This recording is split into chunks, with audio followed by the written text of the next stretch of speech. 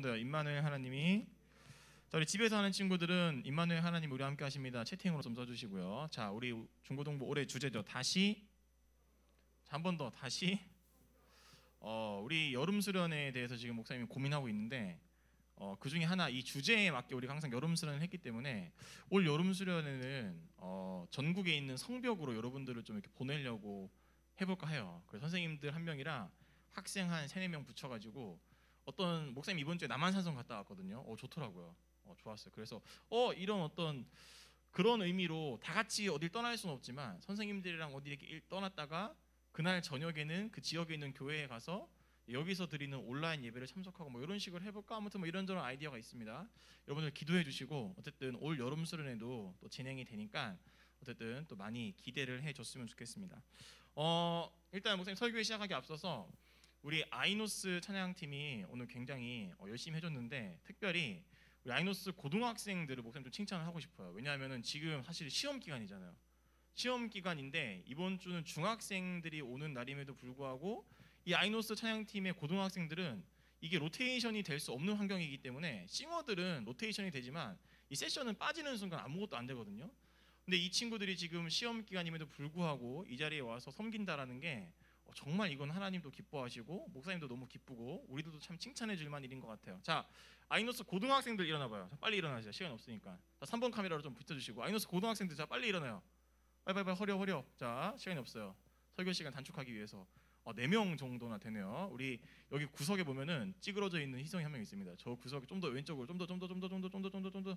네, 그럼 이제 또 하늘쌤이 또 찌그러져 있는데 하경이가 아무튼 우리 희성이, 하은이, 하경이, 하늘쌤 이렇게 4명의 친구가 시험 기간임에도 불구하고 자, 멀리 인천에서, 멀리 김포에서, 멀리 연화마을에서, 이제 멀리 리첸시아에서 왔습니다.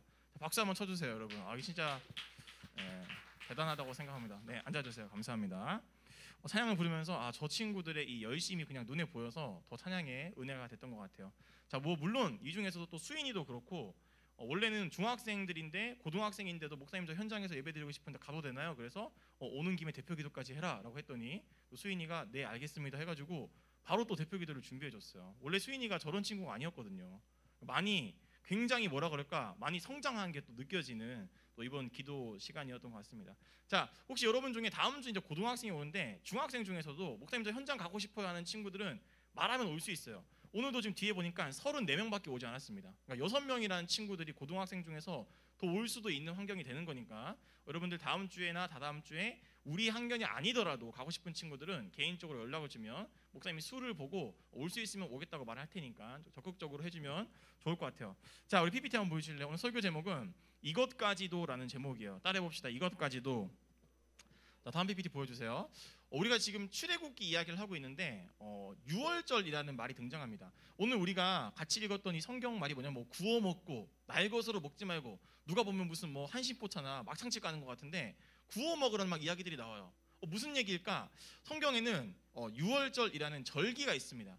그런데 이 절기는 무슨 뜻이냐면은 이스라엘 사람들이 애굽에서 살고 있었을 때 하나님이 그 이스라엘 사람들을 애굽이 아니라 원래 그들이 살던 땅으로 보내기 위해서 애굽 여권은 가지고 있었지만 정체성은 이스라엘이었던 모세를 보내죠. 모세를 보내서 하나님 바로 왕이여 다 내놔라 우리 백성들 데리고 나가겠다라고 말해요. 그런데 바로 왕은 야 무슨 소리야 얘네들이 없으면 우리 경제력이 안 되는데 3D 일 누가 해? 니네가 다 해야 돼. 안 보냅니다. 그래서 하나님이 모세를 통해서 총 10가지의 재앙을 내려요. 물을 피로 바꾸기도 하고 온 세상이 어둡워지기도 하고 메뚜기 떼가 오기도 하고 동물들이 막 돌림병에 걸리기도 하고 그런데도 바로 왕은 그런 큰 하나님의 능력을 경험하고도 안 돼 걔네도 없어도 돼 죽어도 돼 안 돼 그러다가 마지막 10번째 재앙 그 어택을 당하고 나서 항복 야 데리고 나가 그 10번째 재앙이 뭐예요? 애굽에 살고 있던 모든 숨쉬고 있는 생물들이 다 죽는 거예요. 그 중에서 첫째들이 다 죽어요. 예를 들면 목사님은 남동생이 한 명 있기 때문에 목사님은 죽는 거죠. 은빈쌤 첫째잖아요. 죽어요. 뭐 여기 첫째들 승은이 같은 친구들도 첫째이기 때문에 죽습니다. 그러나 현우 살아남아요. 왜? 둘째이기 때문에. 그러니까 애굽에 있던 모든 숨쉬는 동물 중에 사람 중에 생물 중에 첫째들이 다 죽는 거예요. 근데 하나님이 이스라엘 백성들한테는 살아날 수 있는 구멍을 줬어요. 야 니네 살 수 있는 방법을 줄게. 니네는 죽이면 안 되니까. 하나님 어떻게 하면 되는데요? 어린 양 한 마리를 잡아라. 그리고 성경에 보면 어려운 말 문설주와 임방에 바르라 그러는데 무슨 말이냐면 그냥 가로 세로 직사각형으로 다 바르라는 거예요. 문 위에도 바르고 가로 좌우에다가 너희가 잡은 어린 양의 피를 발라라. 그러면 나의 천사가 애굽을 돌아다니면서 첫째들을 죽일 때 그 문 앞에 피가 발라져 있는 집은 아, 여기는 나 하나님을 믿고 신앙이 있는 집이구나. 여기는 내가 멸망시키지 않겠다. 그 집을 넘어가는 거예요.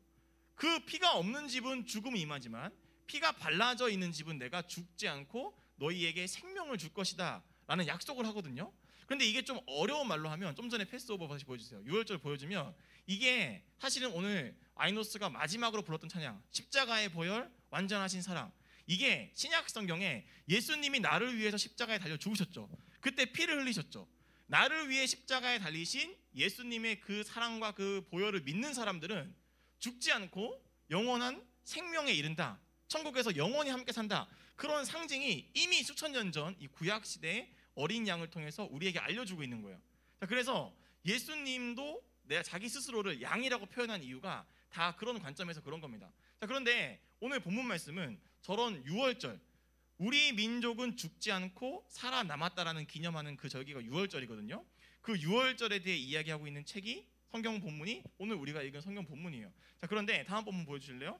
그 6월절에서 성경에서 하나님께서 어린 양을 잡으라고 하는데 그 어린 양을 어떤 어린 양을 잡으라고 하냐면, 자, 성경 볼래요? 너희는 흠 없고 1년 된 수컷으로 어린 양을 잡으래요. 자, 여러분, 우리가 한우 먹을 때 중국산 먹고 싶어요? 미국산 먹고 싶어요? 칠레산 먹고 싶어요? 국산 먹고 싶죠. 횡성, 평창, 뭐 맛있는 거 많잖아요. 마찬가지로 우리가 뭔가 먹을 때는 좋은 걸 먹고 싶습니다. 하나님은 지금 어린 양을 잡아야 되는데 흠 없고, 그러니까 굉장히 기름지고 병 안 걸려 있고 뒤뚱뒤뚱 안 하고 정상적이면서 1년 동안 키운, 1년 동안 이 세상을 살았는데 아무런 몸에 이상이 없는, 많이 먹어서 굉장히 발육이 많이 된 1년 동안 키운 수컷. 그 당시의 문화는 여성보다는 남성을 우월시했기 때문에 동물 중에서도 수컷이 뭔가 우위를 지고 있었거든요. 그러니까 흠 없고 1년 된 수컷 어린 양을 잡으라는 말은 무슨 말이냐면, 너희가 가지고 있는 것 중에 가장 좋은 동물을 잡아서, 어린 양을 잡아서 피를 발라라.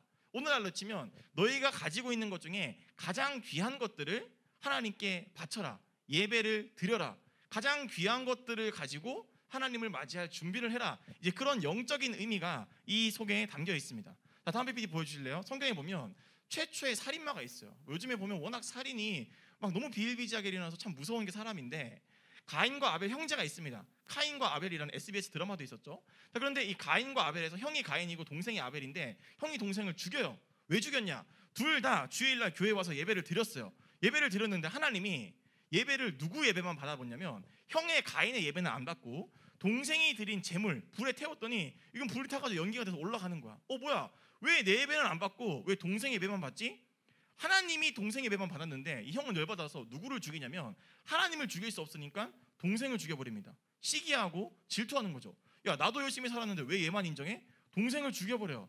자, 그게 최초의 살인입니다. 그런데 하나님께서 성경에 보면 창세기 말씀 보여주세요. 이런 말씀이 있어요. 아벨, 동생이 드린 예배에 대해서 성경은 이렇게 말해요. 자기의 뭐의 첫 번째 새끼를 드렸대요? 자기의 양의 첫 번째 새끼와 그 기름으로 드렸대요. 기름으로란 말은 오늘날로 치면 기름진 것, 건강한 것, 풍성한 것을 말해요. 자, 그런데 다음 PPT 보여주시면 좀 어려운 말 갈게요. 여러분들이 이제 시험 기간이니까.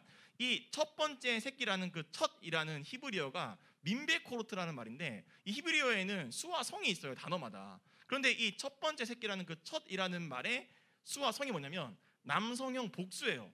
그러니까 우리가 저거를 그냥 성경 말씀을 읽으면 아, 가장 좋은 기름진 양 한 마리 잡았구나라고 생각하지만 복수예요, 복수.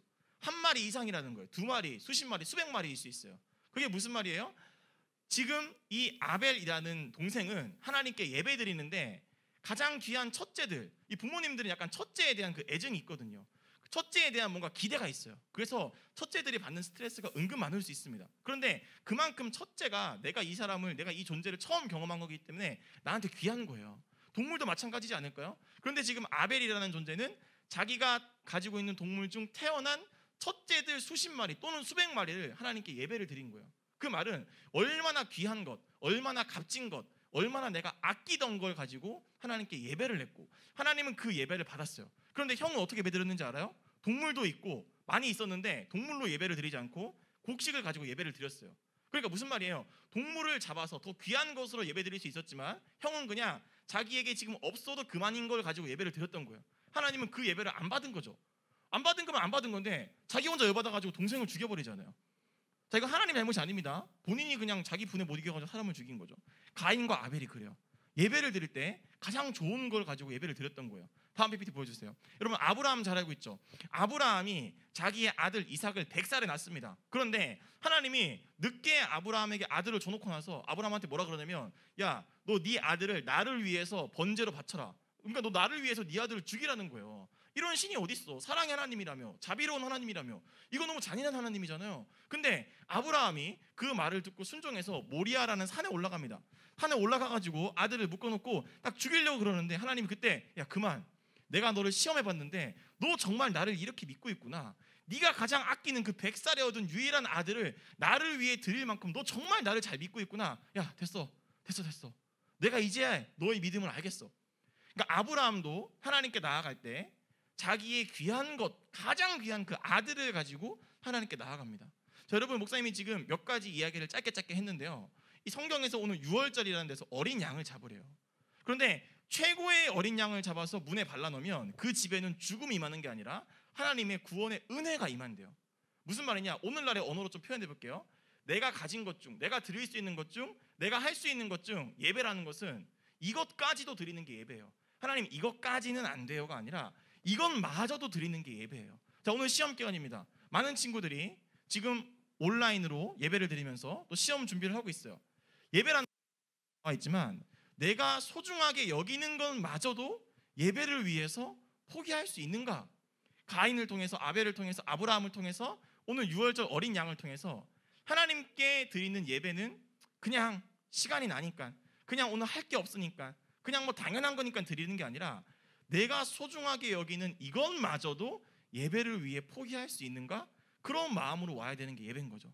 자, 목사님 비춰주세요. 목사님이 한 가지 예를 들고 설교를 좀 마무리해 보겠습니다. 작년에 목사님이 주가 일하시네라는 찬양을 부르기 시작한 건 이 전자 드럼을 봉헌하기에 앞서서 목사님이 그 찬양을 많이 불렀죠. 그리고 여러분들이 정말 과하게 뭐라고 할까, 은혜로 정말 헌금을 많이 해서 이게 원래 180만 원짜리인데 240만 원인가 260만 원 헌금이 들어왔어요. 그게 그대로 있고 일부는 또 이제 리모델링 헌금을 했죠. 자, 여러분들이 뭔가를 가장 아끼고 귀하게 여겼던 내 용돈을 가지고 그 당시에 헌금을 드려서 얼마나 좋은, 얼마나 감사한 예배 환경이 꾸며졌잖아요. 근데 여러분들에게 목사님이 묻고 싶은 건, 다음 PPT 보여주실래요? 여러분들은 예배를 위해서 이것마저도 바칠 수 있는 게 뭐가 있습니까? 이것을 예수님의 성경의 말로 표현하면 너 나를 위해서 그 힘든 십자가를 질 수 있겠니? 이런 질문이거든요. 여러분들에게 목사님이 시험 기간에 스트레스 받는데 여러분들 시험 잘 되라고 축복해주고 이래야 되는데 여러분들이 부담 줘서 미안합니다. 자, 목사님 얘기 하나 하고 끝낼게요. 이거는 여러분들 이렇게 좀 해석을 했으면 좋겠어요.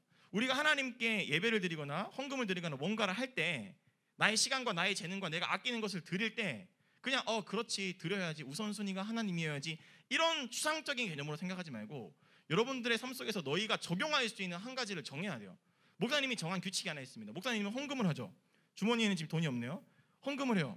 근데 목사님은 목사님만의 헌금 규칙이 있어요. 맞춰봐요. 목사님은 어떤 기준을 가고 헌금을 할까요? 목사님은 어떤 기준을 가고 헌금할까요? 목사님이 몇 년 전에 그런 일이 있었습니다. 헌금을 드리려고 주일날 아침에 지갑을 꺼내서 10,000원을 뺐어요. 10,000원을 빼서 헌금함에다가 넣는데 진짜 내가 이걸 옮겨야겠죠? 진짜 손이 부들부들 떨렸어요. 이 10,000원 내기가 너무 아까운 거예요. 10,000원 내기가 너무 아까워서 헌금 할까 말까 고민했었거든요. 근데 그때 목사님 머릿속에 하나님이 주신 마음인지 모르겠는데 어떤 모양 하나가 보였어요. 뭐가 보이는지 알아요? 내가 그 주에 사 먹은 커피 결제하는 모습이 보였어요. 목사님은 그때 이후로 내가 이번 주에 사 먹은 커피값보다는 헌금을 많이 합니다. 내가 이번 주에 다른 사람들에게 사줬던 커피값보다는 헌금을 많이 해요. 무슨 말인지 알아요?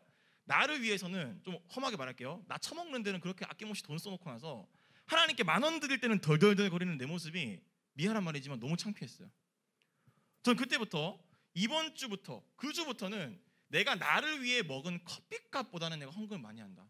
아니, 커피 먹고 내 배불리고 달달한 거 먹을 때는 아낌없이 돈을 쓰고 다른 사람들한테 야 내가 살게 이러면서 뭔가 있어 보이는 척 할 때는 아낌없이 돈을 쓰면서 일주일에 한 번 헌금할 때는 10,000원 이거 고민하고 있는 모습이 목사라는 게 너무 창피한 거예요. 목사님은 그때부터 그런 규칙을 세웠습니다. 내가 귀하게 여기는 이것이지만, 돈이란 게 정말 귀한 거지만 내가 그 주에 나를 위해 먹은 커피값보다는 더 많이 헌금을 하겠다. 그래서 목사님의 삶이 그 다음 주부터 바뀌었죠. 커피를 안 마시는 걸로.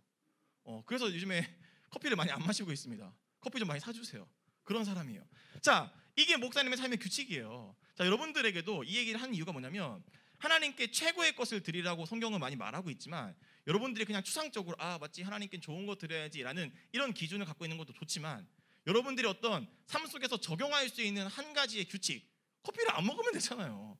여러분들이 적용할 수 있는 뭔가 구체적인 방안들, 내가 뭐를 바칠 수 있지? 시험 기간임에도 불구하고 너 이 11시 반부터 12시 반까지 이 시간을 나를 위해 바칠 수 있겠니? 그 건강 바칠 수 있겠니? 무언가를 나를 위해 드릴 수 있겠니? 여러분, 성경에서 하나님께 복을 받고 은혜를 받고 심판을 면하는 사람들은요, 다 하나님께 내가 가진 것 중을 아끼지 아니하고 최고의 것들을 드렸던 사람들이더라고요. 태양팀 올라와 주세요. 이 시간 여러분들 마지막 우리 같이 이 문구를 좀 기억하면서 여러분들의 삶에 하나님, 내가 귀하게 여기고, 그게 꼭 물질이나 그게 꼭 성적이 아니어도 괜찮습니다. 여러분들이 귀하게 여기는 건 다 달라요. 어떤 사람들은 친구와의 관계가 깨지면 너무 힘든 사람들이 있어요.